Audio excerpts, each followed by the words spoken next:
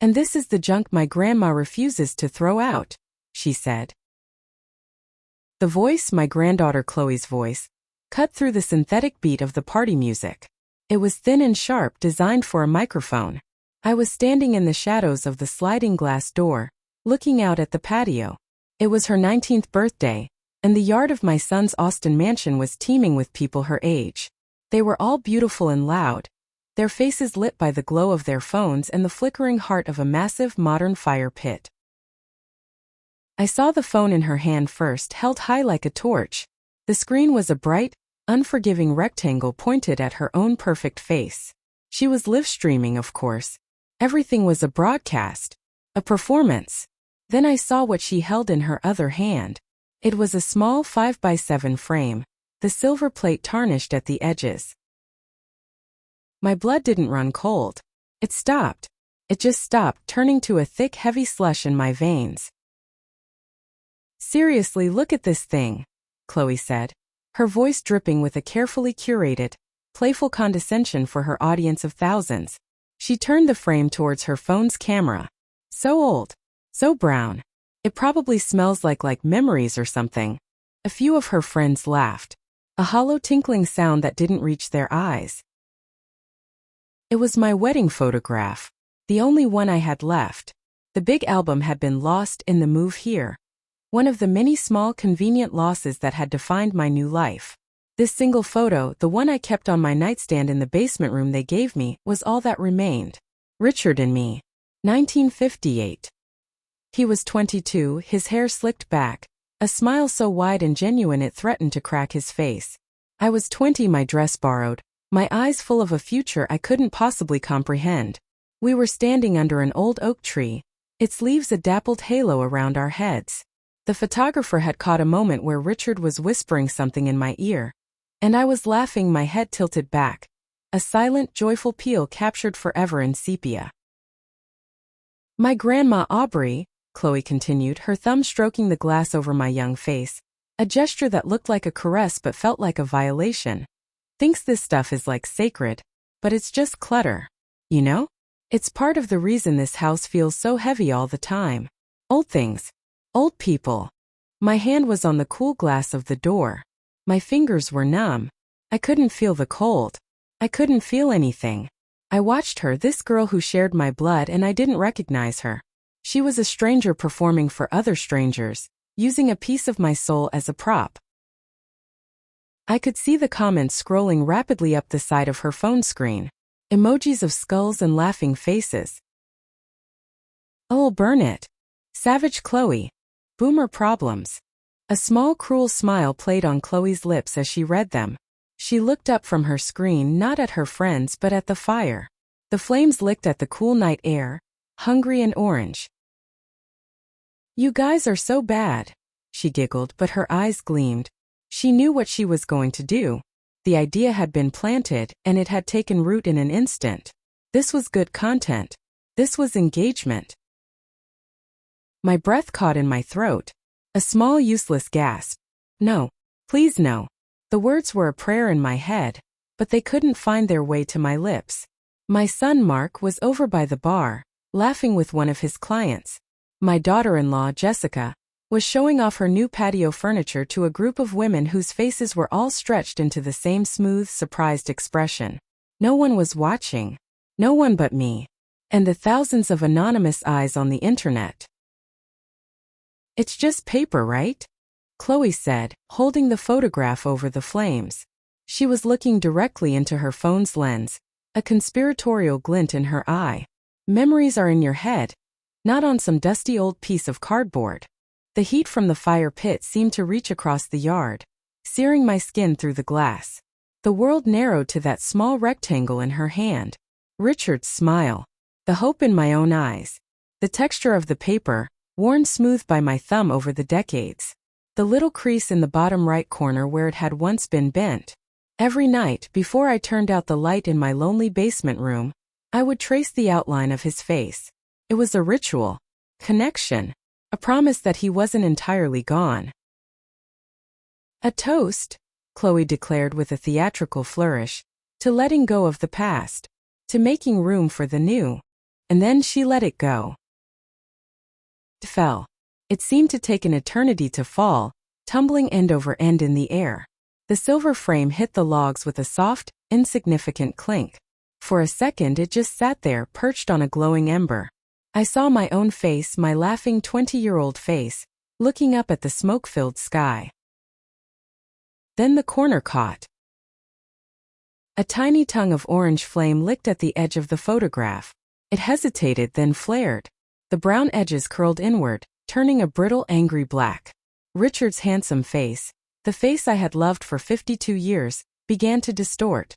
His smile melted into a grotesque grimace. The fire consumed his eyes, then his hair. My laughing face was next. The flame ate my borrowed dress, my hopeful eyes, the sunlight in my hair. The oak tree that had sheltered us vanished into smoke. 52 years of marriage. A lifetime of inside jokes, of holding hands in the dark, of shared grief and quiet joy. It was all curling into ash. A sound tore from my throat. It wasn't a word. It was a raw animal noise of pure agony. A sound I didn't know I was capable of making. His name. Richard. The sound propelled me forward. My legs, which always felt so stiff and unreliable, moved with a forgotten strength. I shoved the glass door open so hard it slammed against its stop. The cool night air hit me, thick with the smell of expensive perfume, grilled meat and smoke. The smell of burning memories. I ran. My bare feet slapped against the cold flagstones of the patio. The party chatter died. The music seemed to fade. All I could hear was the crackle of the fire and the blood pounding in my ears. I reached the fire pit, my hands outstretched as if I could somehow pluck him from the flames. But there was nothing left to save. Just a final glowing flake of black ash that floated up on a current of hot air before disintegrating into nothing. He was gone. Again. And this time it was by their hand. Tears streamed down my face, hot and blinding. A sob racked my body, a dry, wrenching heave that brought no relief. Why? I whispered to the fire. Why would you do that? Then I felt it. The cold, unblinking eye of the camera lens on me.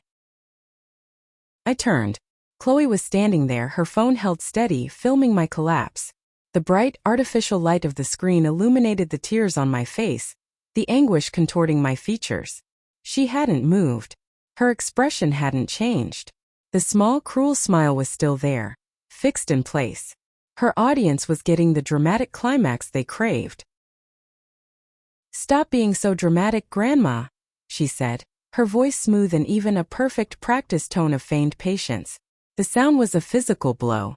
It knocked the air from my lungs more effectively than any punch. My son and his wife were finally moving towards me.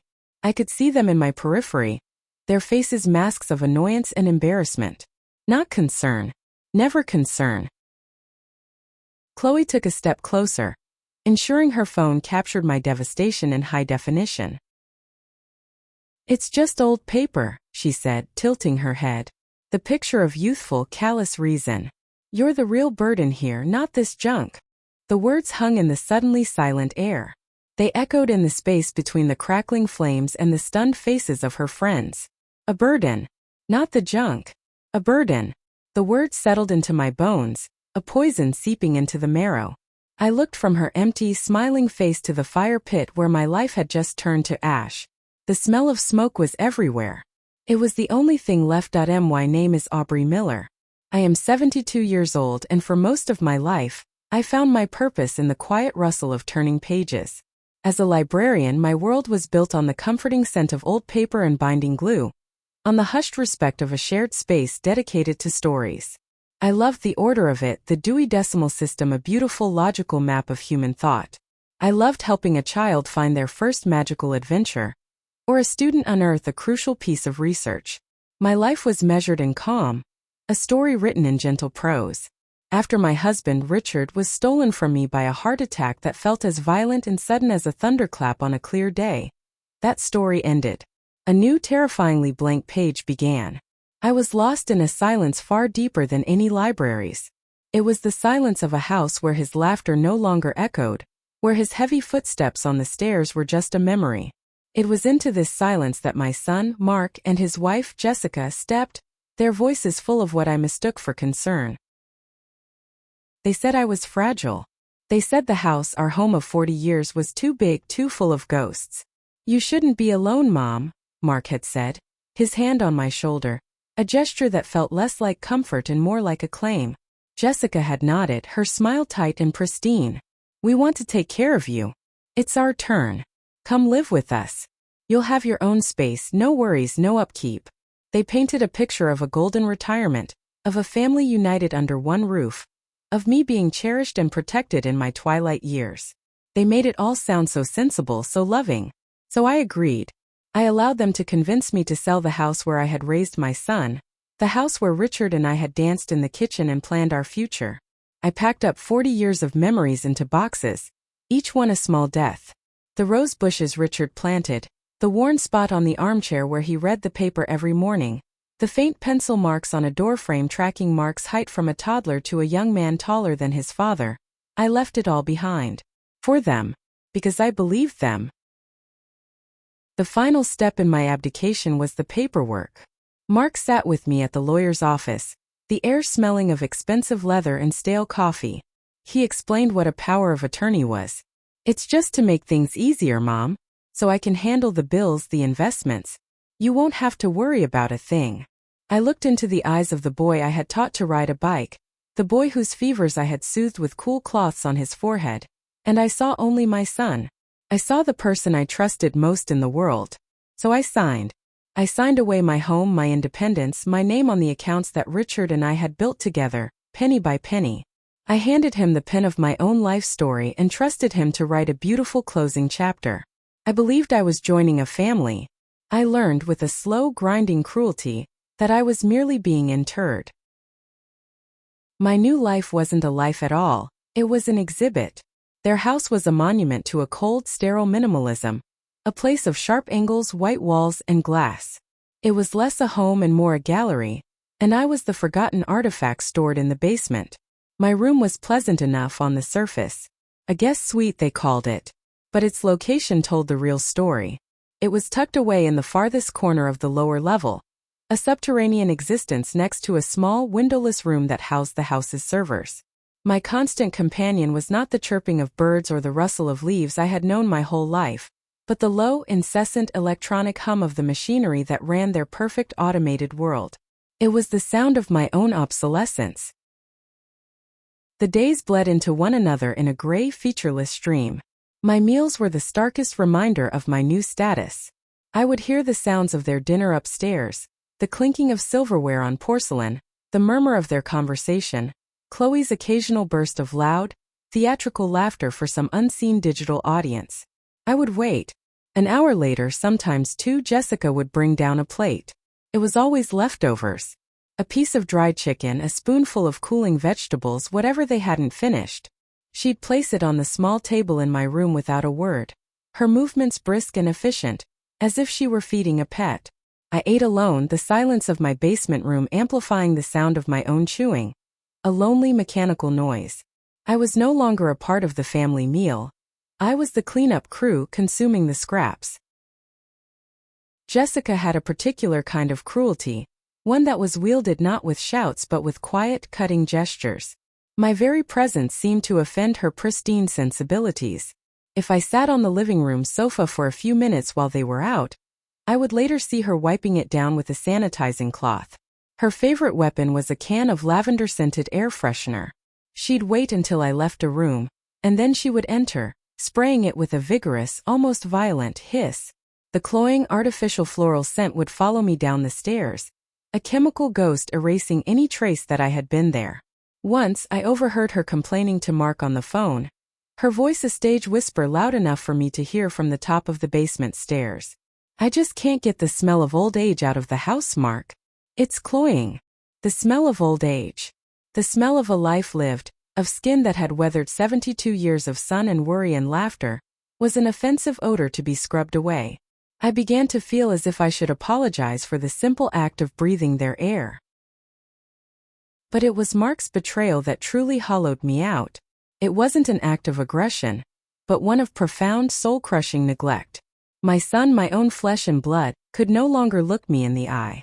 When our paths did cross in the hallway, his gaze would flit past me, landing on a piece of art on the wall, on his phone, anywhere but my face. Our conversations, once filled with shared memories and easy affection, became stilted, perfunctory exchanges. "Do you need anything, Mom?" he'd ask, his tone the same one he used with the pool guy or the landscaper. He was always busy, always rushing to a meeting, always taking a call. He built a wall of responsibilities and obligations around himself, and I was left on the outside. He was there, physically in the same house, but he was gone. I was a ghost to him, a relic of a past life he was trying to forget. I was a problem he had solved by locking it in the basement, a duty he fulfilled by ensuring I was fed and sheltered, but nothing more. The love, the connection, the simple bond between a mother and her son that had been packed away with the old photo albums and sold along with the house. I was an inconvenient truth in their perfect Instagram life, a living, breathing reminder of a reality that didn't fit their curated brand of happy, modern family. They posted photos captioned "Family is everything," taken on sunny patios and in expensive restaurants, but the frame was always carefully cropped to exclude the basement. It was in that humming silent cage that I began to understand. I wasn't being cared for. I was being managed. The cruelty began not with a bang, but with a flicker. A small red recording light on Chloe's phone. It became a third eye in the house, always watching, always judging, and always, it seemed, pointed at me. First I tried to ignore it. I'd turn away, pretending to be absorbed in a book, but the lens would follow. It was a predator, and I was its slow-moving prey. She called it content. I called it a slow-motion haunting. One afternoon, I was trying to figure out the new television remote Mark had insisted on buying. It had more buttons than a pilot's cockpit, and none of them made any sense. I must have been squinting, holding it close to my face, my lips moving as I read the tiny labels. That's when I heard Chloe's saccharine voice from the sofa.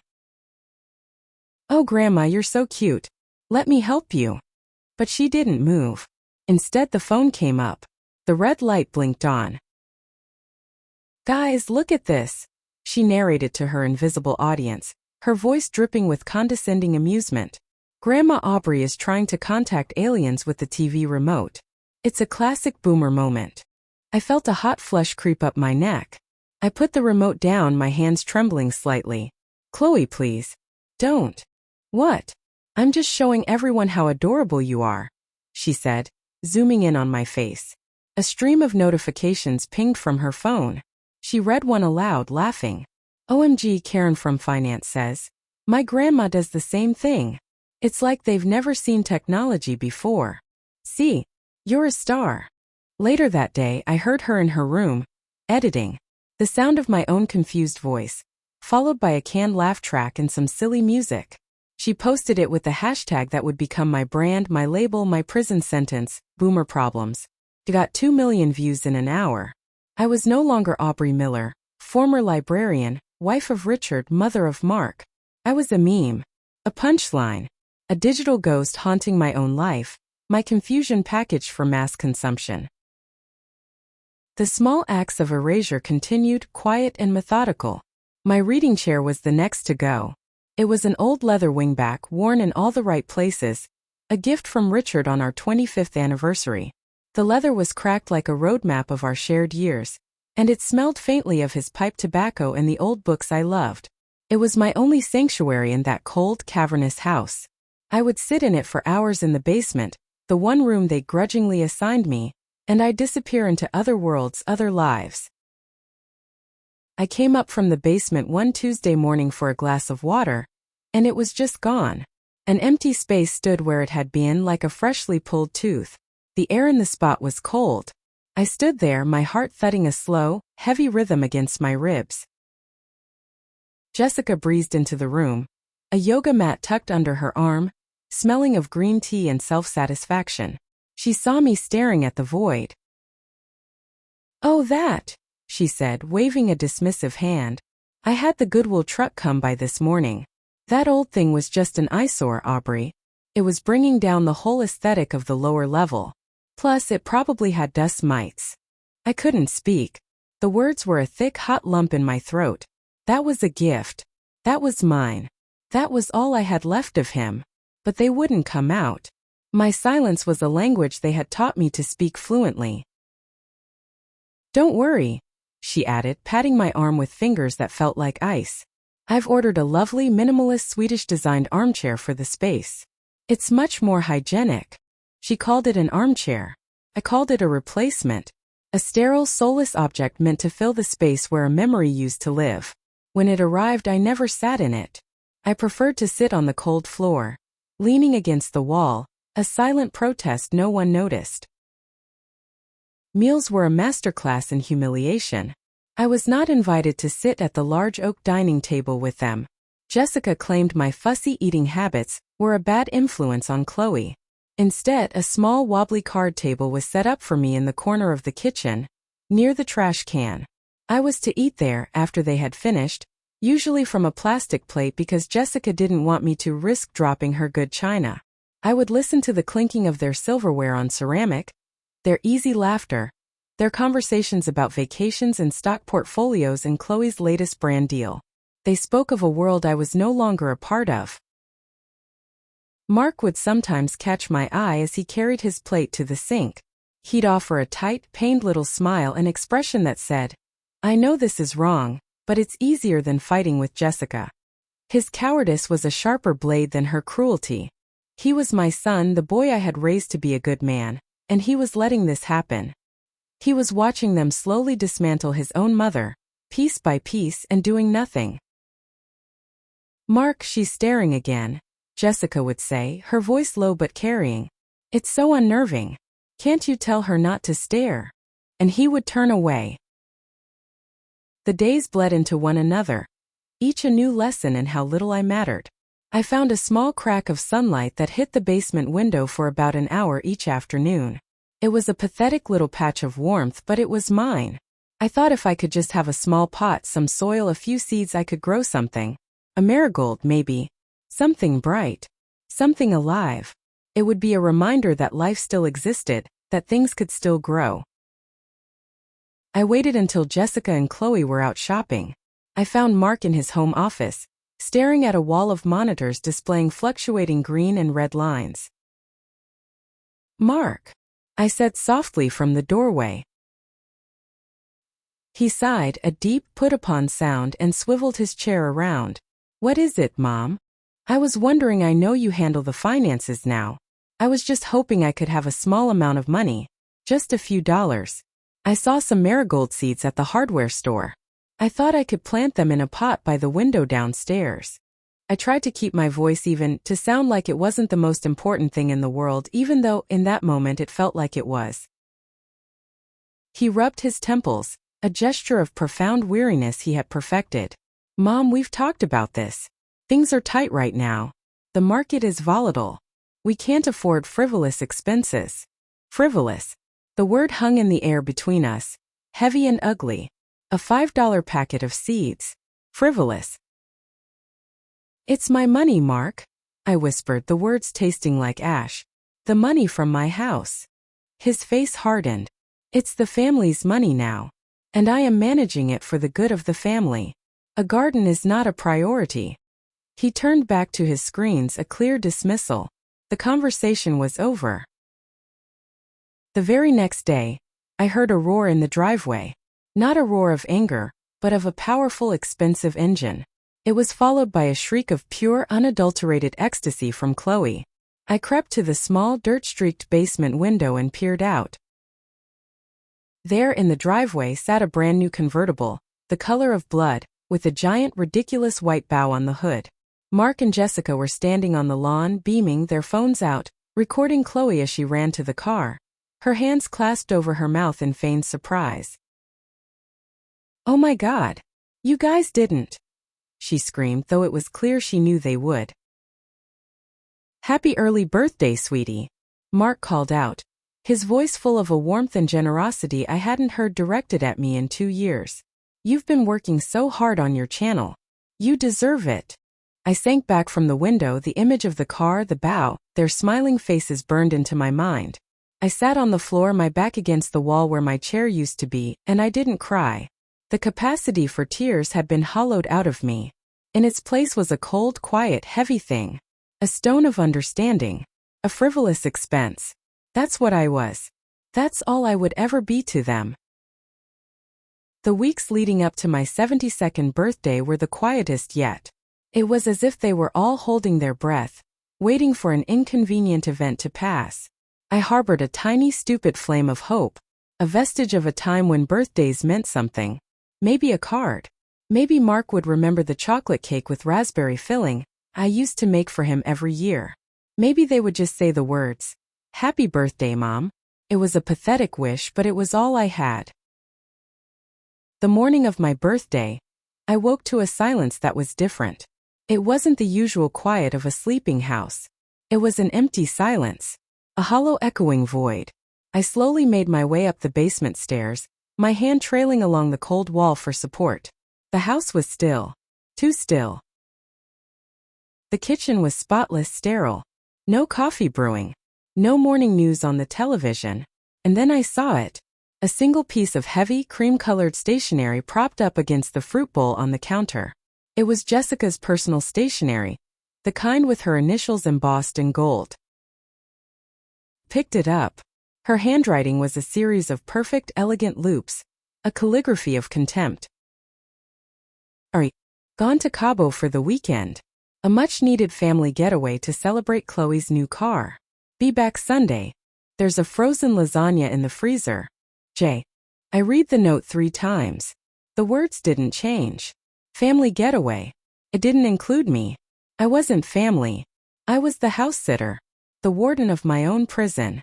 The keeper of the frozen lasagna. The weight of it, the sheer, calculated cruelty was breathtaking. They hadn't just forgotten my birthday.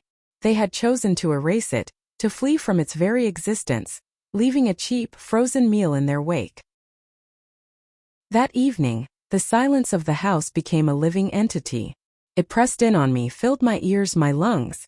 I ate a slice of the lasagna, its tomato sauce tasting metallic and sad, standing over the sink. I didn't bother with the card table. Against my better judgment, I picked up the old tablet they let me use, the one with the crack screen. My hands, clumsy and slow, opened Instagram. I knew I shouldn't. I knew it was a form of self-harm. But the loneliness was a chasm, and I was desperate to see another human face, even if it was one that despised me. And there they were, the first picture on my feed. Mark, Jessica, and Chloe, on the deck of a magnificent yacht. The sun was setting behind them, painting the sky in fiery strokes of orange and purple.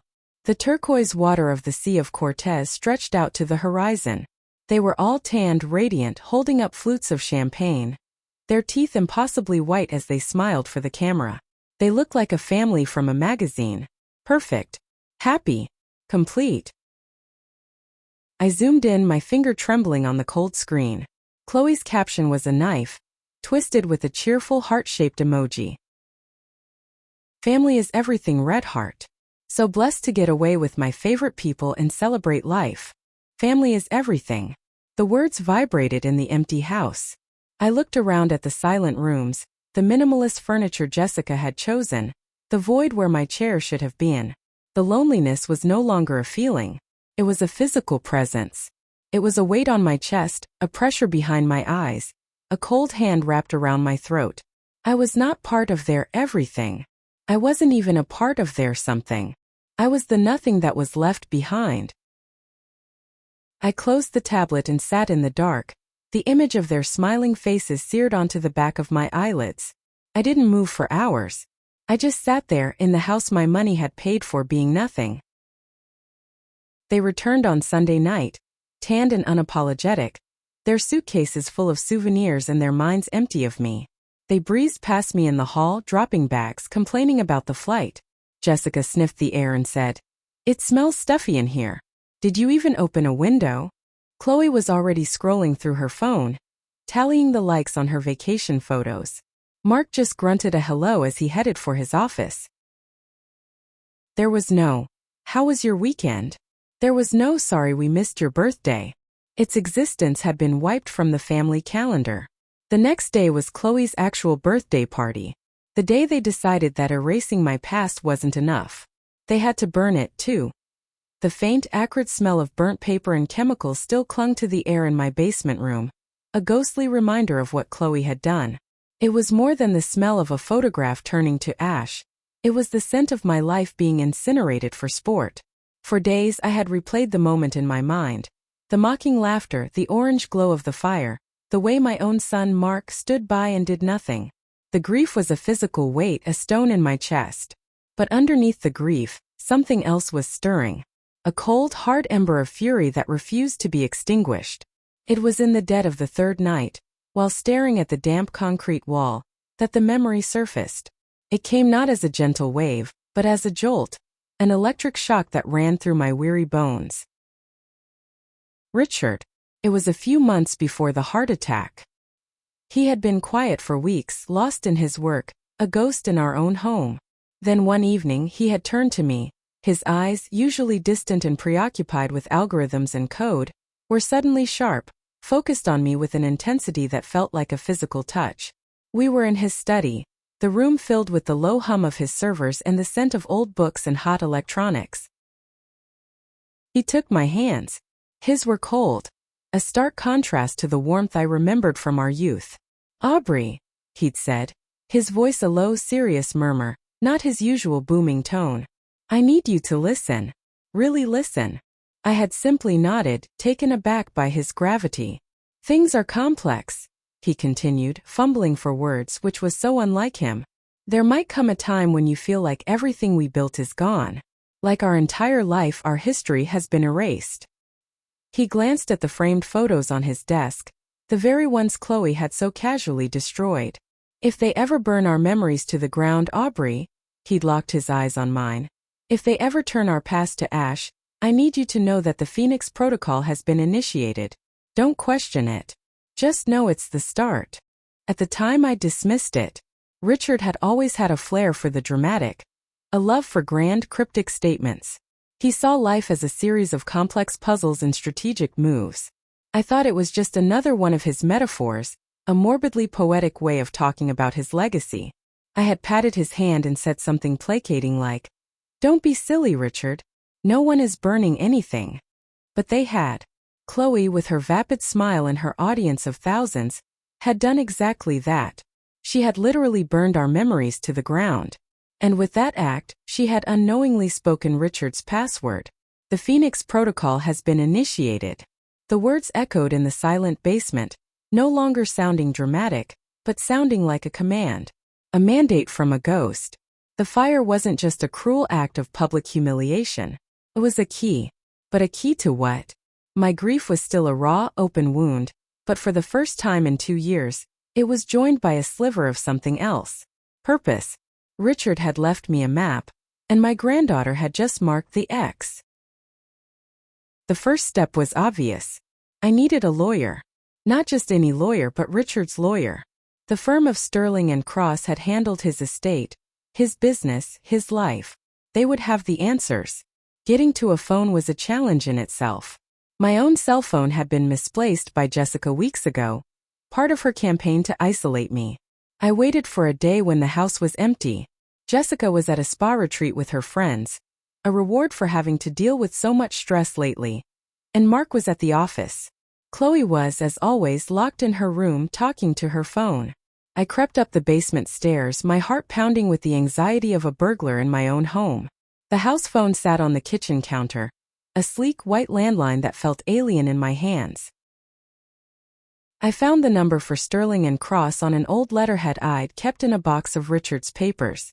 My hands trembled as I dialed. A crisp, professional receptionist put me through. I was expecting to speak to Mr. Sterling, a man Richard's age who had been his friend for 40 years. Instead, a new voice came on the line, smooth and detached. "Mr. Davies speaking. How can I help you, Mrs. Miller?" I explained, my voice raspy from disuse, that I needed access to Richard's files, that I had questions about the estate. I tried to sound coherent, authoritative, like the woman I used to be, not the frail creature they had made me. There was a pause on the other end, the faint sound of a keyboard clicking. Davies's tone, when he finally spoke, was laced with a chilling brand of professional pity. "Mrs. Miller," he began, his voice dripping with condescension. "I have your file right here. I'm afraid there might be some confusion on your part." "Confusion? What do you mean?" I asked, a knot of dread tightening in my stomach. "According to our records," he said, his voice as sterile as a hospital room, "you signed a durable power of attorney 2 years ago, shortly after Mr. Miller's passing. You granted your son, Mark Miller, full and irrevocable control over all your financial and legal affairs. That includes the estate of your late husband." The words hit me like a physical blow. I remembered that day. I was drowning in grief, unable to function. Mark had come to me with a stack of papers, his face a mask of loving concern. "It's just to make things easier, Mom," he had said, his voice soft. "So you don't have to worry about a thing. I'll handle all the paperwork, the bills, everything." I had trusted him. I had signed where he told me to sign, my eyes blurry with tears, my mind clouded by loss. I had signed away my life. "But he can't just," I stammered, my voice breaking. "He's not letting me. I don't have access to my own money. I just wanted to buy some seeds for the garden." "Mrs. Miller," Davies interrupted, his patience clearly wearing thin. "With all due respect, what Mark does with the assets is now entirely at his discretion. Legally, your hands are tied." The floor seemed to tilt beneath my feet. A cage. A legal cage, and I had helped Mark build it around me. "There must be something you can do," I pleaded, the desperation raw in my throat. "He's not. They're not treating me well." There was another sigh, this one heavier, more annoyed. "Actually, Mrs. Miller, there is one more thing. I feel I should inform you. Your son has filed a petition with the court." "A petition?" "To have you declared mentally incompetent." The words were cold, sharp, and precise. A surgeon's scalpel slicing me open. "He's citing erratic behavior, confusion, emotional outbursts." He's compiled quite a bit of documentation, including video clips. Chloe's videos. The clips of me struggling with the television remote, the one where I tripped on the rug, the video of me screaming as my wedding photo burned. They weren't just for her followers. They were evidence. Evidence to be used against me, to strip me of my last shred of autonomy. "We have a hearing scheduled for next month," Davies continued, his voice now a distant hum. "Frankly, Mrs. Miller, given your recent outbursts, and the evidence he has presented, I'd say his case is very strong. The court will likely appoint him as your legal guardian. Perhaps it's for the best." I dropped the phone. The clatter echoed in the silent, empty kitchen. For the best. My son was trying to have me legally erased, and his lawyer, my husband's lawyer, thought it was for the best. The cage wasn't just legal anymore. They were trying to declare the person inside it insane. The fury I'd felt before was now choked by a wave of pure, paralyzing terror. For days I was adrift.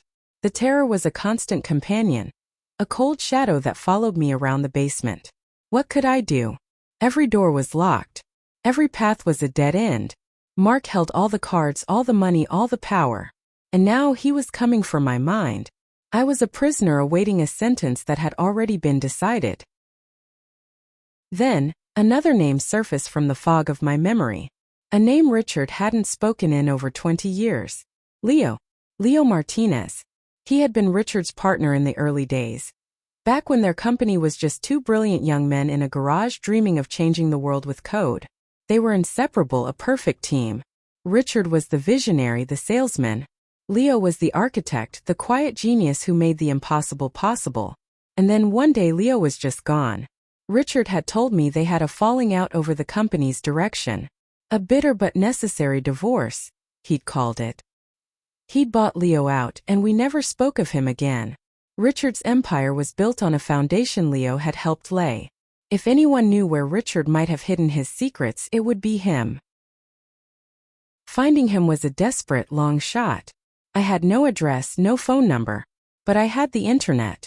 During a rare moment alone upstairs, I used Chloe's tablet, which she'd left on a charger. My fingers, clumsy and slow, tapped out his name. I found him, not on some corporate website, but on a listing for a tiny hole-in-the-wall computer repair shop in a rundown part of the city. Digital Dust Bunnies, the sign read online. We fix the ghosts in your machine. Getting there was the next hurdle. I waited until Jessica announced she was going for a day-long toxin cleanse, and Mark was at an all-day conference. I took $20, a bill I had kept hidden in an old book for emergencies, and slipped out of the house. The walk to the bus stop felt like a journey across a foreign land. The sun was too bright, the sounds of the city too loud. I hadn't been out on my own in almost a year. Digital Dust Bunnies was exactly as I'd pictured. A cramped shop tucked between a laundromat and a pawn shop, its window filled with dusty towers of obsolete computers. The air inside was thick with the smell of ozone, soldering flux, and stale coffee. A man sat behind the counter, his back to me, hunched over the guts of a laptop. He had graying hair tied back in a ponytail and the weary posture of someone who had spent a lifetime staring at screens. "Excuse me," I said, my voice barely a whisper. "Are you Leo Martinez?" He turned slowly. His face was lined with a bitterness that went deeper than age. His eyes, dark and intelligent, widened for a fraction of a second in recognition before hardening into stone. "Aubrey Miller," he said. It wasn't a question. His voice was gravelly, laced with an old, cold anger. "What in God's name are you doing here?" "I need your help, Leo," I began, my carefully rehearsed speech crumbling in the face of his hostility. "It's about Richard. About his files. There are things I need to access, things he kept hidden." He let out a short, harsh laugh that sounded like grinding metal. "Hidden? Of course they're hidden. Your husband was a master of hiding things. Especially the truth." "Please," I said, taking a step closer. "I'm in trouble. My son." "Your son?" he spat, standing up. He was taller than I expected, and his presence filled the small shop. "Let me tell you about your husband, Aubrey. Your sainted, brilliant husband, Richard. He wasn't a partner. He was a thief." The word hung in the dusty air between us. "Thief?" "No," I whispered. "They had a disagreement." "A disagreement?" He laughed again, louder this time. "He stole my work. My life's work. The encryption software, the core algorithm that his entire 9-figure empire was built on. That was mine. I wrote every line of that code. He waited until it was perfect. Then he had his slick lawyers draft a partnership dissolution that signed my rights away for pennies on the dollar. He told me if I fought it, he would bury me in legal fees until I was begging on the street. He left me with nothing. Nothing. His voice echoed off the walls lined with dead electronics. I staggered back, my hand flying to my mouth. This couldn't be true. Richard, my Richard, the man who brought me flowers, who read poetry to me, who held my hand as our son was born, a thief. The foundation of my entire life, of my memories, of my very identity as his wife began to crack. The beautiful house, the comfortable life, Mark's expensive education, it was all built on a lie. On the ruins of this man's life. "I'm sorry," I managed to say, the words feeling utterly inadequate. I didn't know." "No," he said, his anger receding into a profound, weary sadness. "I'm sure you didn't. Richard was good at keeping his worlds separate." He sat back down, turning away from me. "I can't help you, Aubrey. I spent 20 years trying to forget Richard Miller. I have no desire to go digging through the digital tomb he left behind. Please leave." I stood there for a long moment, the world spinning. I had come seeking an ally and had instead found the first victim of my husband's treachery. My entire marriage felt like a fraud. I wasn't just grieving a man, I was grieving a life I thought I'd had. I turned and walked out of the shop, the little bell on the door chiming a mournful goodbye. The cage hadn't just been built by Mark. Its foundations had been laid by Richard decades ago, with stolen code and broken promises. The walk back to the bus stop was a blur. My husband was a liar. My son was a thief. My granddaughter was a monster. And I was their prisoner. The despair was absolute. But as I sat on the hard plastic bus seat, watching the city slide by, that cold ember of fury in my chest flared again. The truth, no matter how ugly, was still the truth. And it was a weapon. I didn't know how I was going to use it, but I refused to let it die with me in that basement. Desperation makes you do foolish things. It made me go back to the one person who had already dismissed me. The next day I called Davies again. I had to time it perfectly, waiting until Chloe was live streaming in her room, the sound of her shrill voice and manufactured laughter echoing through the vents. "Mrs. Miller," Davies said, his voice thick with exasperation, "I believe we concluded our business. I'm very busy. I was there when you signed the power of attorney." I lied, the words tasting like ash in my mouth. "But I never signed a new will for Richard. The idea had come to me in the dark. Mark couldn't have gotten everything without changing the will. Richard and I had mirror wills. If one of us passed, everything went to the other. Mark and Chloe were only to inherit after we were both gone." "There was no amended will," Davies said flatly. "Please," I begged, hating the sound of my own voice, the pathetic, weak tremor in it. "Just look. Please. Look for a filing a week or two after Richard died. While I was not myself." There was a long, heavy silence. I could hear him tapping on his keyboard again, a sound like tiny hammers on the nails of my coffin. I held my breath. "Well, I'll be," he murmured, a flicker of genuine surprise in his professional drone. "You're right. There is an amended version here. Filed 1 week after Mr. Miller's death. It bypasses you entirely. The bulk of the liquid assets go directly to Mark, and it establishes a $25 million trust for your granddaughter, Chloe. It seems you signed it." "I never signed that paper," I said, my voice gaining a sliver of strength. "I would remember signing away my entire life." "Well, it has your signature on it, Mrs. Miller," he said, his dismissive tone returning. "Witnessed by 2 of your son's colleagues. It looks perfectly legitimate to me. Now, if you'll excuse me, I have a real client waiting." He hung up.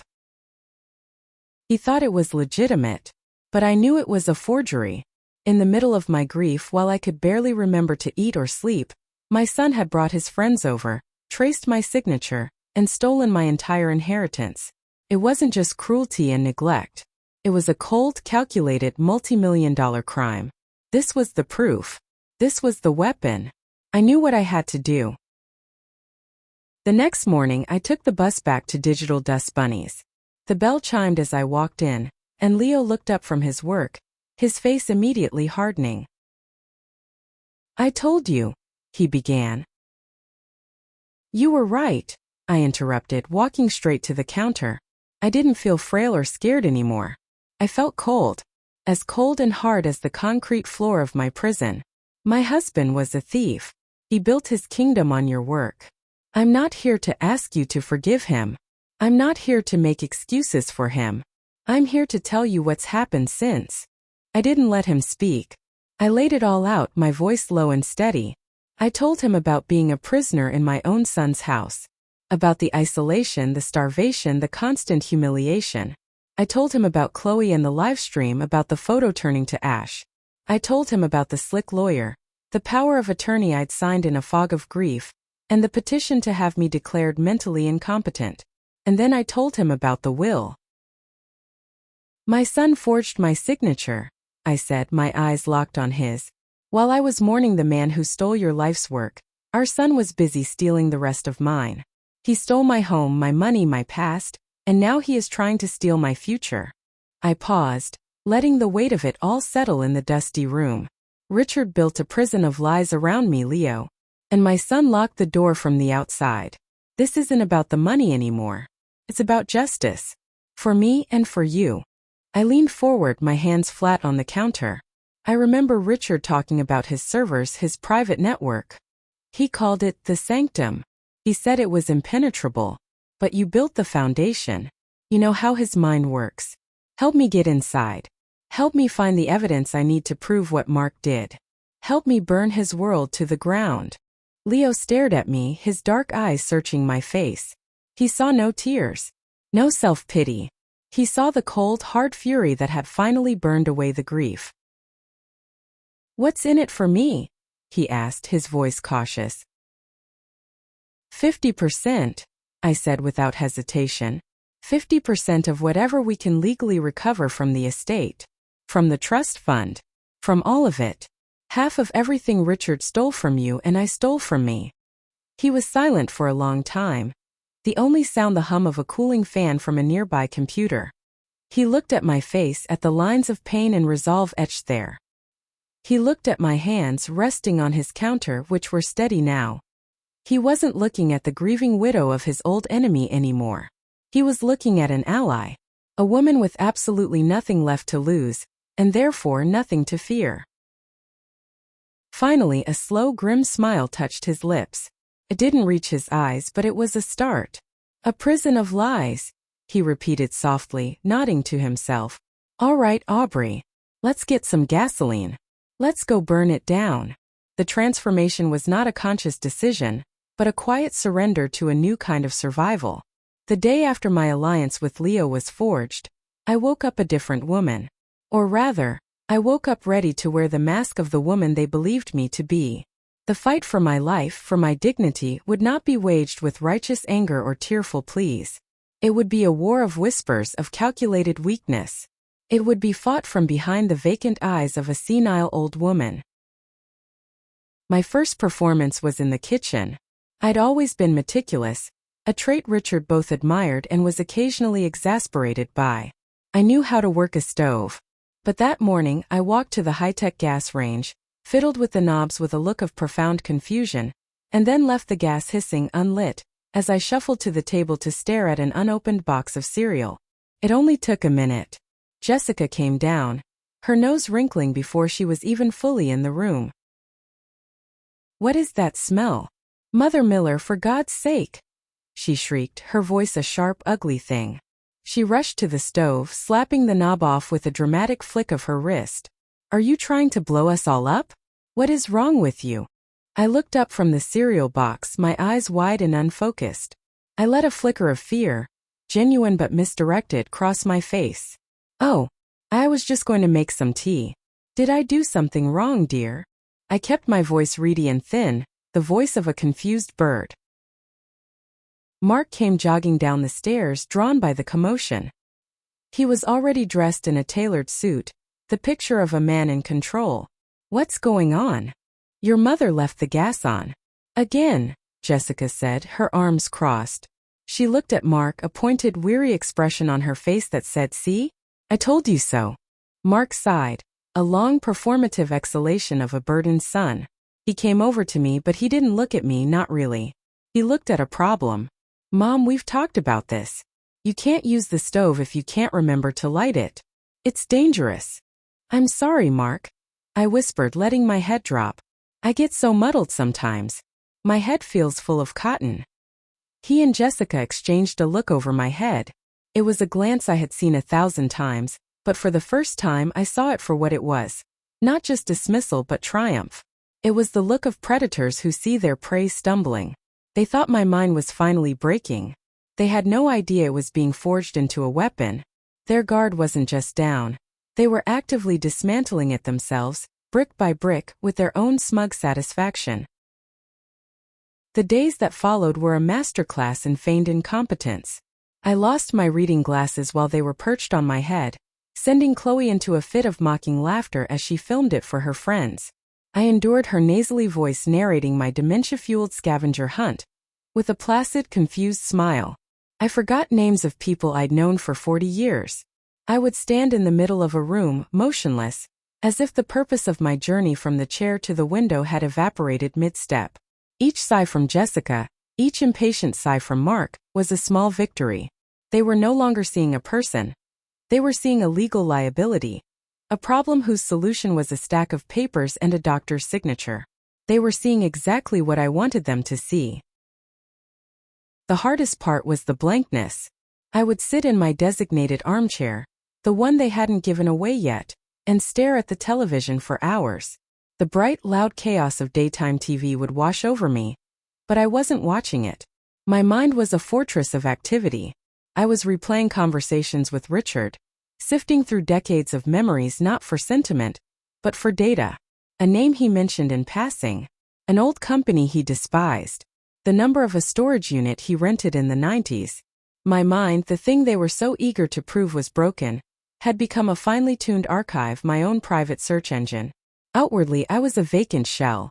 Inwardly, I was a librarian cataloging ammunition. The evenings were the most dangerous and the most productive. The house would fall into a modern kind of silence, not the absence of sound, but a tapestry of low hums. The refrigerator, the air conditioning, the faint electronic whine from a dozen devices on standby. My family would retreat into their own worlds, their faces illuminated by the blue light of their screens. Mark in his study, Jessica on the sofa scrolling through online boutiques, Chloe in her room, living her life through a lens. This was my window. Leo had given me the burner phone in a discreet meeting at a public library, a place that felt like my own territory. It was a simple, brutish-looking thing, heavy and black, with no features to speak of. It felt like a stone in my hand, a solid piece of reality in the glass and chrome prison I lived in. I kept it tucked inside a hollowed-out copy of Moby Dick, a book I knew none of them would ever dream of opening. When the last light downstairs was extinguished, and the only sound was the rhythmic breathing of the house, I would retrieve my weapon. My fingers, which I pretended were stiff and clumsy during the day, flew across the tiny keypad with a librarian's precision. My first text to Leo was simple. Aubrey, it has begun. They believe I am losing my mind. His reply came almost instantly. Leo, good. Let them get comfortable in their ignorance. Ready to wake the ghosts? I would lie in my bed, the book propped open on my lap, the phone's small screen casting a faint glow on my face. The servers, Richard's digital heart, were directly below me in the climate-controlled basement media room. I could sometimes feel a faint, almost imperceptible vibration through the floorboards. It was the sound of my husband's secrets, humming away in the dark. It was a strange comfort, knowing I was sleeping on top of the very thing that could set me free or bury me completely. Aubrey. He had a nickname for his first major piece of software. Prometheus. He was arrogant like that. Try it as a root password. A few minutes of silence.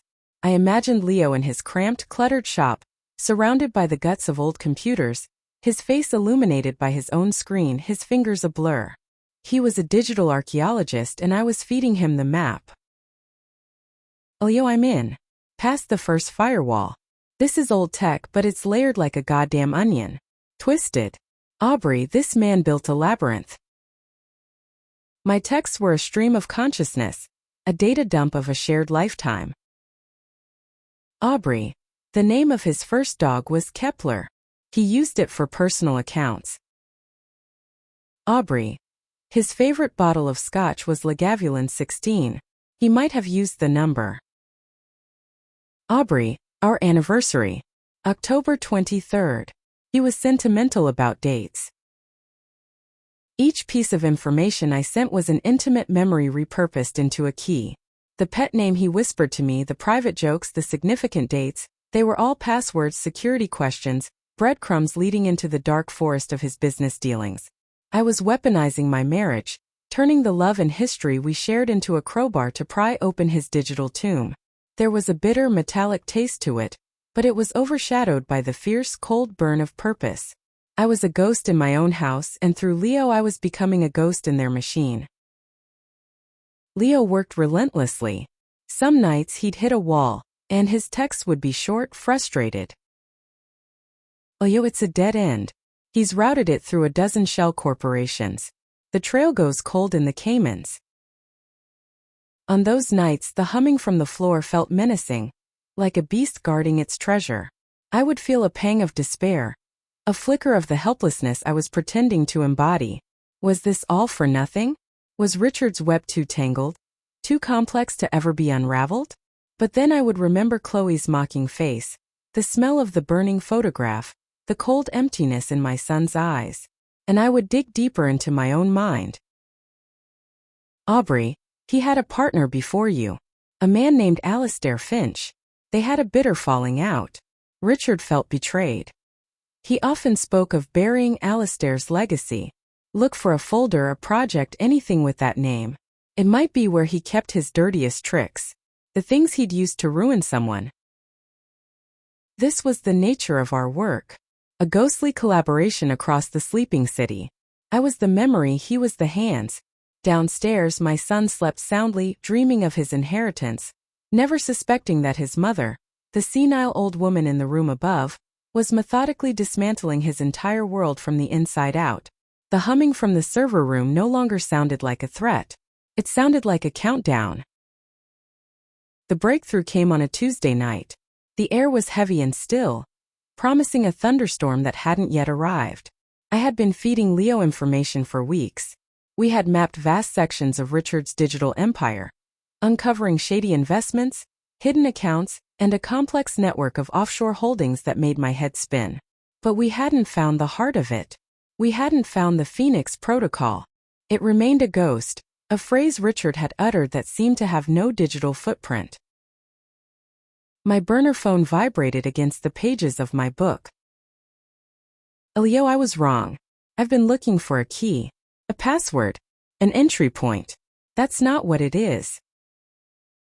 My heart hammered against my ribs. I sat up straighter in bed, my feigned frailty forgotten in the darkness. Aubrey, what is it? Leo, it's a lock. A very, very big one. With a timer. And your family just picked it.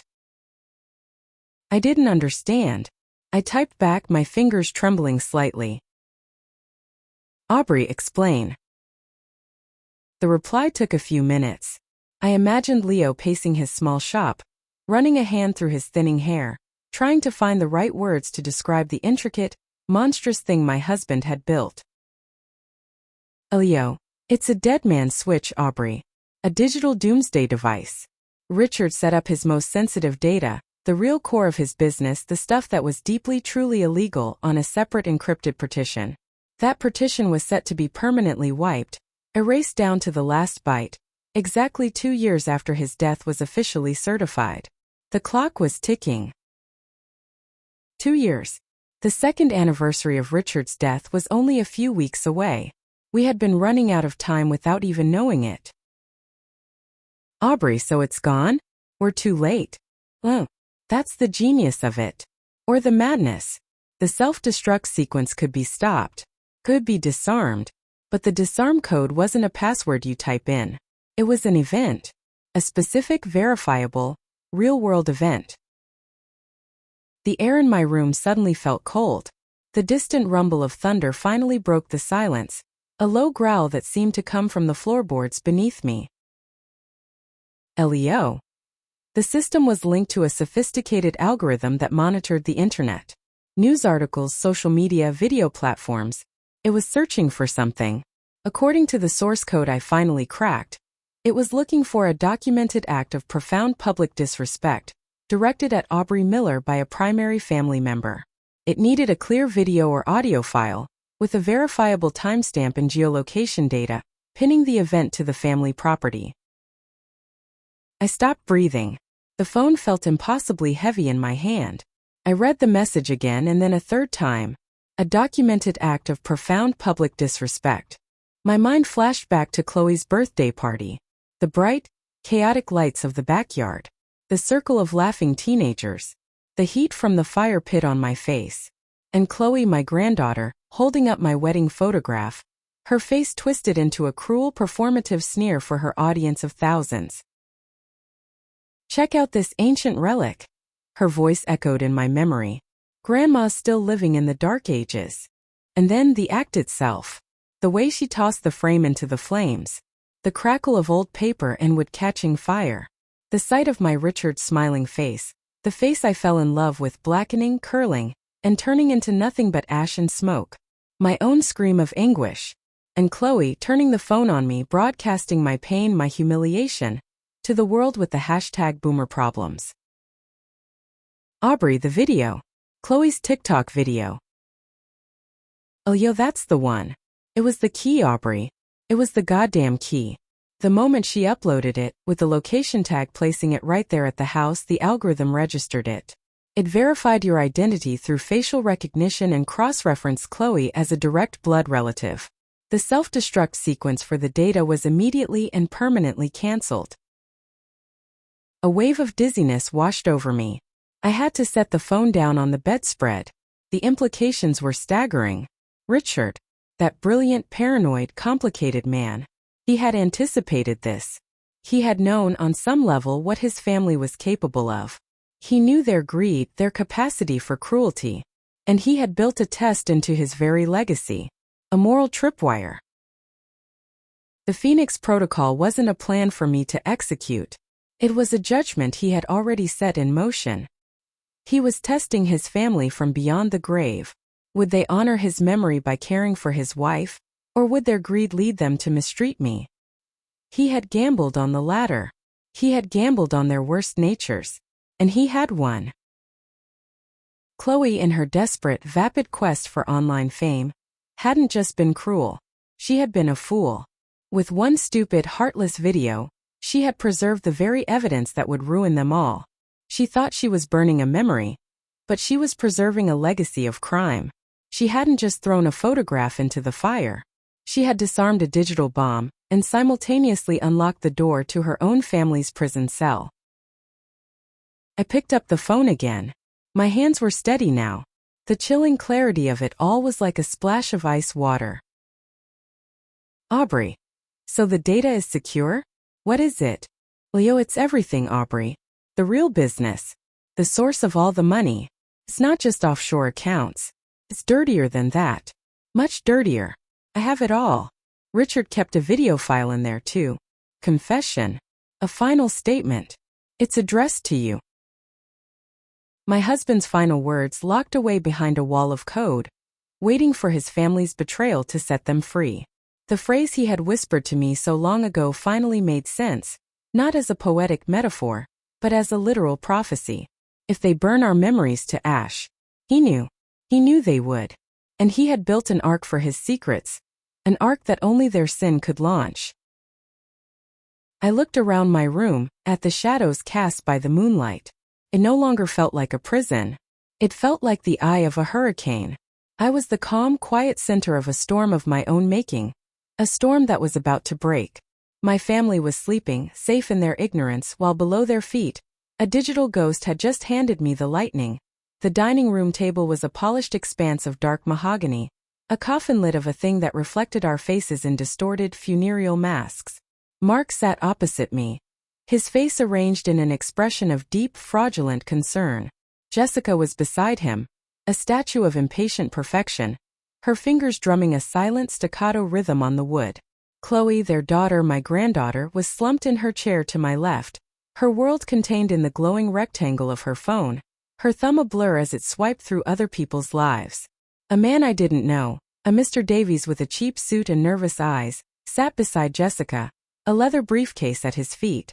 This was it, the final act of my erasure. "Mom," Mark began, his voice a thick, syrupy thing that coated the air with insincerity.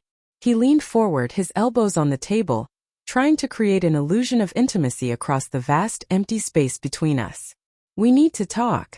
We've all been very worried about you lately." I said nothing.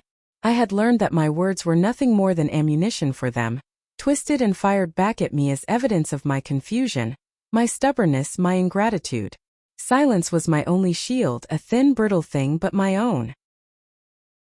"The incident at Chloe's party," he continued, glancing at his daughter, who didn't look up. "It was alarming. That kind of emotional outburst, it's not healthy. It's a sign that the stress of managing your own affairs is becoming too much." The stress. He spoke of stress as if it were some external weather system that had randomly descended upon me, and not a poison they dripped into my food every single day. The memory of the fire, the smell of burning paper and celluloid, the sight of my Richard's smile curling into black ash, was a hot coal in my chest. "He called that an incident." Jessica finally spoke, her voice sharp and clipped, a contrast to Mark's feigned softness. "What your father is trying to say, Aubrey, is that we can't have repeats of that." It was deeply embarrassing for Chloe. Her friends, her followers, they don't understand. Oh, I think they understood perfectly. They understood cruelty when they saw it. That was the entire appeal. Chloe finally looked up, her eyes flat and bored. "It was so dramatic. Grandma, you totally overreacted. It was just an old picture. Just an old picture. My wedding day. The only tangible piece of it I had left." I looked at the three of them, a tribunal of my own blood, convened to sign my civil death warrant. Mark, my son, with his father's jawline but none of his integrity. Jessica, whose ambition had hollowed her out, leaving nothing but sharp edges. And Chloe, the product of their loveless union. A girl who only felt real when she was reflected in the screens of 1,000 strangers. Mr. Davies cleared his throat, a dry, rattling sound. He opened his briefcase and slid a sheaf of papers across the table. They glided over the polished surface and came to a stop directly in front of me. Atop the stack was a pin, a sleek silver instrument. The weapon. "Mrs. Miller," the lawyer said, avoiding my gaze. "This is a standard durable power of attorney, and a petition for conservatorship. Given your recent episodes and Mark's position as your sole heir, this will simply transfer the management of your estate and personal care to him. It's for your own good. To protect you from yourself. This is for your own good. The family motto. The justification for every theft, every insult, every moment of casual neglect. It was the lullaby they sang as they pushed me into a cage." Mark slid the papers a final inch closer. His manufactured smile was unwavering. "It's all right, Mom. Just sign. We'll take care of everything. You won't have to worry about a thing ever again." Chloe raised her phone, the camera lens a single black, unblinking eye. She was framing the shot, no doubt. The heartbreaking but necessary moment when her family put the crazy old woman out of her misery. The caption was probably already written in her head. "Family first, tough love." I looked down at the paper. The signature line was a black slash, a little grave waiting for my name. I reached out my hand, my fingers trembling slightly. I could feel the victory radiating from them, a palpable heat in the room. They had won. They had finally completely broken me. My hand hovered over the pen. Just as my fingers were about to close around it, the dining room door opened. The click of the latch was unnaturally loud in the silent room. We all turned. A woman stood in the doorway. She was not tall, but she occupied the space with an authority that seemed to suck the air out of the room. She wore a charcoal gray suit, tailored so sharply it looked like it could cut glass. Her hair was pulled back in a severe, elegant knot, and her eyes, behind a pair of simple black-framed glasses, were the color of a winter sky. She surveyed the scene, the table, the papers, my family's startled faces, Chloe's raised phone, with a swift, dispassionate glance. Mark was the first to recover. He stood up, puffing out his chest. "Excuse me, can I help you? This is a private family matter." The woman stepped into the room, her heels making two sharp, definitive clicks on the hardwood floor. She paid Mark no more attention than she would a piece of furniture. Her gaze landed on me. "Mrs. Aubrey Miller?" she asked. Her voice was calm, clear, and carried a weight that made the foundations of the house seem to tremble. I found my own voice a little rusty from disuse. "Yes, I am." She gave a slight, almost imperceptible nod. "My name is Eleanor Vance. I'm Mrs. Miller's legal counsel." The silence that followed was a physical thing. I could feel it press in on my ears. Mark's jaw went slack. Jessica's perfectly manicured hand froze midair. Chloe slowly lowered her phone. Mr. Davies, the cheap suit lawyer, looked as if he'd just seen a ghost. "Her counsel," Mark stammered. "That's impossible. I handle all of my mother's affairs. She hasn't retained anyone." Eleanor Vance walked to the table and placed a thin, slate-gray tablet beside the incompetency papers. She didn't look at Mark. She addressed the room. "Mrs. Miller retained my services several weeks ago. She was quite specific in her instructions." With a tap of her finger, the tablet's screen flickered to life. My breath caught in my throat. It was Chloe's live stream. I saw myself, my face contorted in anguish. I heard my own scream, thin and reedy. And I saw Chloe, her face a mask of performative sympathy for the camera, turning to her audience. "See? She's so dramatic. It's what old people do." Then the image of my wedding photo, Richard and I so young, so full of a future I couldn't have imagined, being fed to the flames. The video played in a silent loop. The book burning. The laughter of Chloe's friends. My despair. Chloe stared at the screen, her face losing its color. "What is this? Turn it off." Vance ignored her. Her voice was as cool and smooth as river stone. "I've just been on the phone with the fiduciary managers at Sterlingthorne Bank," she said, her eyes fixed on Chloe. "Per Clause 7B of the Chloe Miller Generational Trust, a rather presciently named provision known as the Moral Turpitude Clause, which, for your edification, is activated by any public act of gross familial dishonor or disrespect documented and verified by a third party, the sole trustee has exercised her right to dissolve the fund." She paused, letting the words hang in the air like smoke. Mark and Jessica were staring at her, their faces blank with incomprehension. They didn't get it yet. But Chloe did. I saw the dawning horror in her eyes. The trust fund was her identity. Her new car, her designer clothes, her trips, her entire influencer lifestyle was built on it.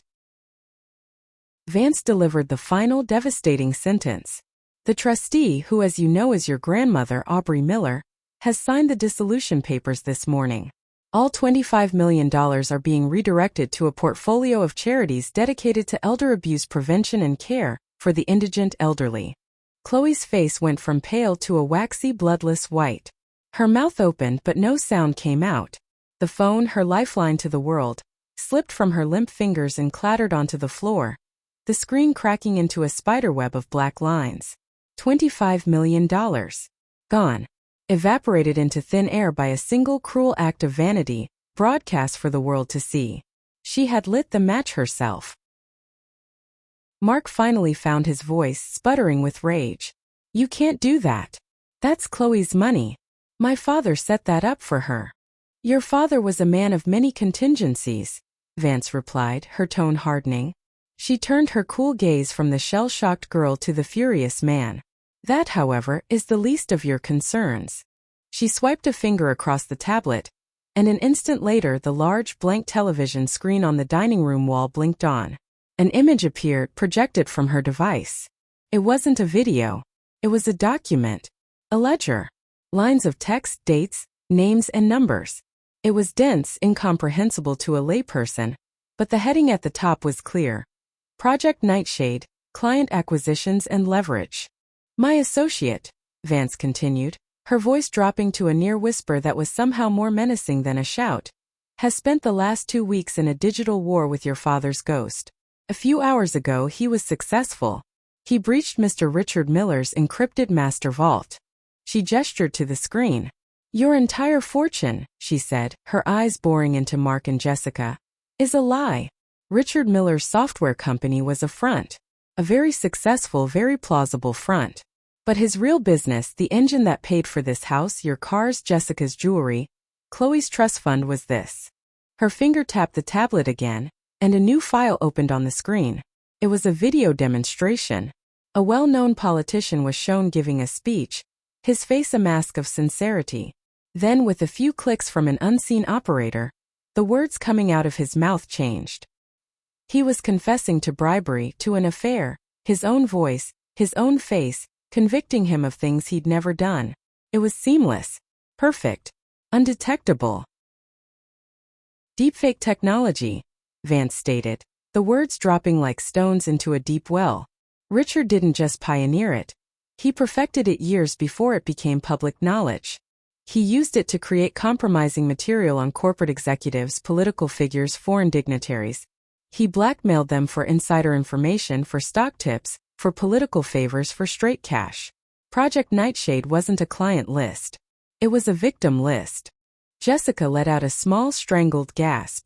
She looked around the room at the expensive art on the walls, the crystal chandelier overhead, as if seeing it all for the first time. She was seeing it for what it was, the spoils of 1,000 silent, invisible crimes. "This house," Vance said, her voice as cold and hard as ice. "The cars in your garage, your investment portfolios, your entire lifestyle. It is all, every last penny, the proceeds of extortion, wire fraud, and conspiracy. It is, to use the legal term, blood money."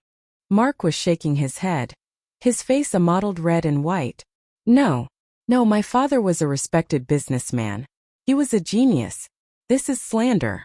This is a fabrication." "Is it?" Vance asked softly. "Richard was a meticulous record keeper. That has proven to be his and your undoing. But don't take my word for it. She tapped the tablet one last time. He left one final file. Unencrypted. Labeled simply for Aubrey. The ledger on the screen vanished, replaced by a new video. The camera was stationary, the angle low. It was a home video, it seemed, from the master bedroom upstairs. Seated in an armchair was Richard. My Richard. But not the man I remembered. This was a version of him from the last day of his life. A day I had replayed in my mind 1,000 times. He looked gaunt, his skin stretched tight over his cheekbones, his eyes hollowed out and haunted. The robust, confident man who had built an empire was gone, replaced by a frightened ghost. He looked directly into the camera, as if he were looking directly at me across time and space. His voice when he spoke was a dry rasp, the sound of paper crumbling. Aubrey, he began, and the sound of my name in his voice, a voice I thought I'd never hear again, was a physical blow. If you are seeing this, it means they failed. It means the Phoenix Protocol has been activated. And I am so sorry. Sorry for everything. He took a shaky breath. Leo was right. I stole his work. All those years ago I was desperate and I took the core of his code and built my world on it. That was the first sin. The others were so much worse. Mark made a choke sound, a half sob, half gasp. Dad. Richard on the screen didn't hear him. He was in his own private hell, recording his final confession. The blackmail, he rasped. It started small. One person. Then another. It was a game. A thrill. But it became an addiction. The money, the power, was a monster and I kept feeding it. I built a prison of secrets, and I locked us all inside. He looked away from the camera toward the window. They're coming for me, Aubrey. The feds. An old client talked. They're closing in. They'll be here in a day. Maybe 2. My heart, it's not as strong as it used to be. He gave a weak, broken smile. A shadow of the one I'd fallen in love with. The official story will be a heart attack. A tragedy. The brilliant Richard Miller gone too soon. It's cleaner that way. No trials. No public disgrace. He was confessing it. His death wasn't a tragedy. It was an escape. A planned suicide to outrun the consequences of his life. He leaned forward, his haunted eyes finding the lens again. He wasn't talking to me anymore. He was talking to them. To Mark. To Jessica. I created this whole system as a test, he said, his voice gaining a sliver of its old strength. A final twisted moral test for my family. The trust. The vault. The protocol. Everything you have was tied to one simple condition. One person. Aubrey. He stared at the camera, his gaze a spear of judgment. If you cared for her, he rasped, his voice cracking with a terrible final clarity. If you treated her with the love and respect she deserved, the vault would have remained sealed forever. You would have been rich beyond your wildest dreams, and you never would have known the poison it was grown in. But if you were cruel, if you hurt her, if you dishonored her so profoundly, so publicly, that it was undeniable.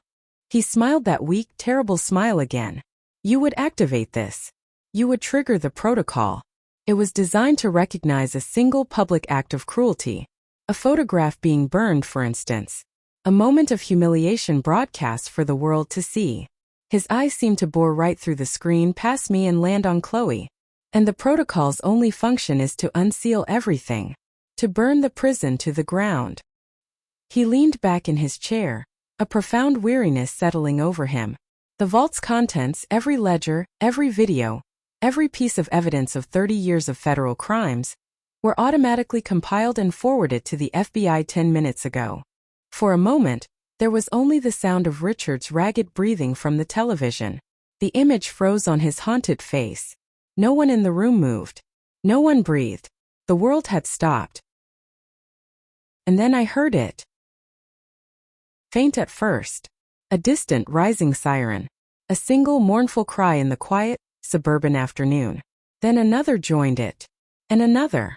The sound grew, swelling from a whisper to a wail, getting closer, closer, closer, an undeniable screaming metal wave of consequence, washing over our quiet street, coming for this house, for this family, for the bloody, rotten foundation on which it was all built.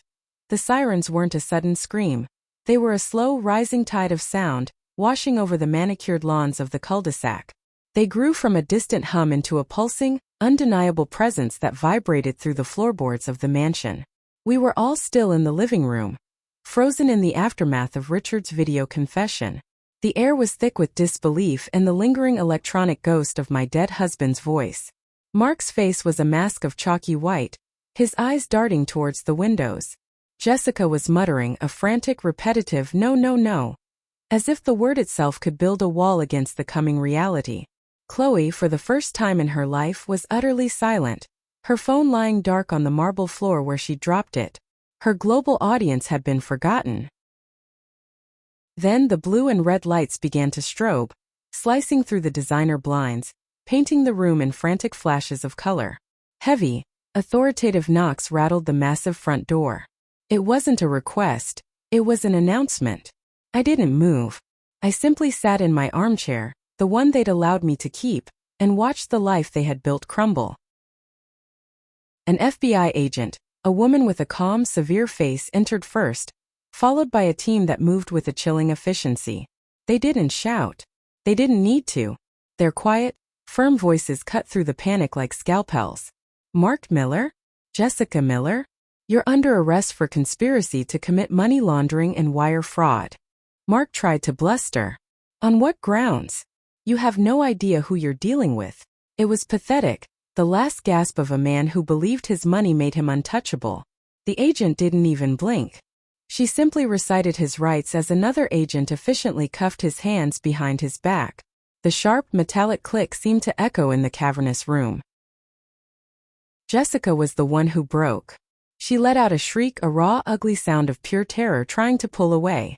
"You can't do this. We're good people. This is all a mistake." She looked at me then, her eyes wild with a new kind of hatred, one born not of contempt, but of a desperate need to blame someone, anyone. "You. This is your fault, you old witch. You did this." The agents guided her away, her accusations trailing behind her until the front door closed, cutting them off. Chloe remained, a statue in the center of the room.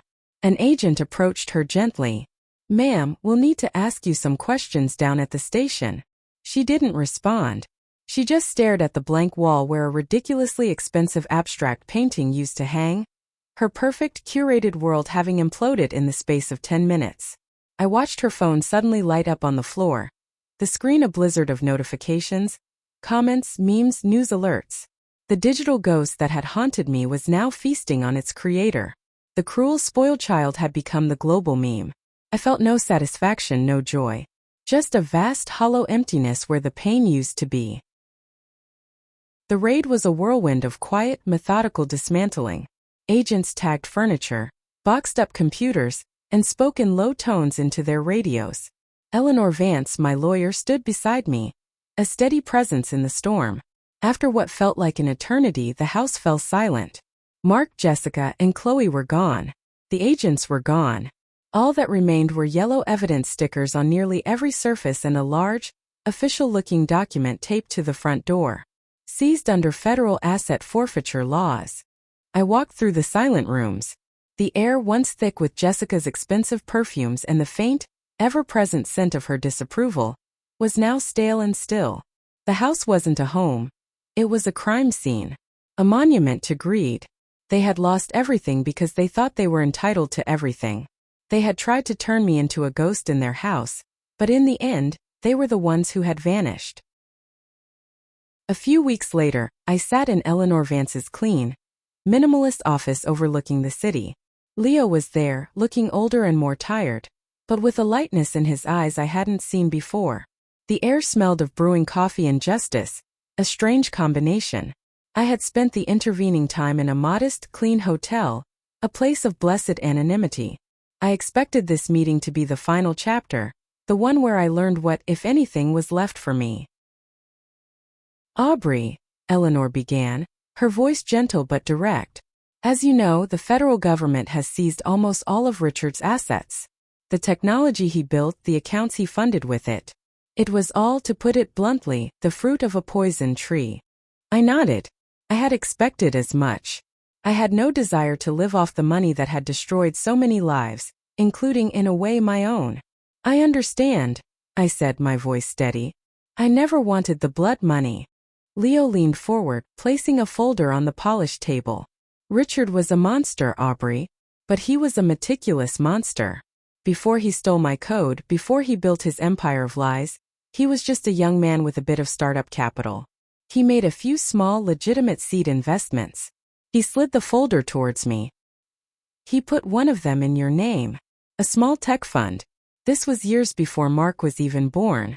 And for whatever reason, a sliver of conscience perhaps or simple oversight, he never touched it.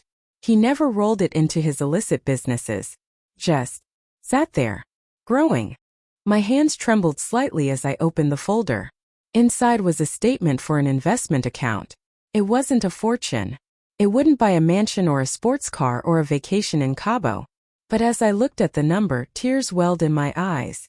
It was enough. It was more than enough. It was clean. It was mine. It was the only honest thing Richard had left behind. A single untainted seed from a forest of corruption. This wasn't an inheritance from the man who died. It was a gift from the man I had married, a ghost from a time before the secrets began. My new life doesn't have the echo of marble floors or the chill of forced silence. I live in a small cottage on the Oregon coast, close enough to the ocean that the air is always laced with salt.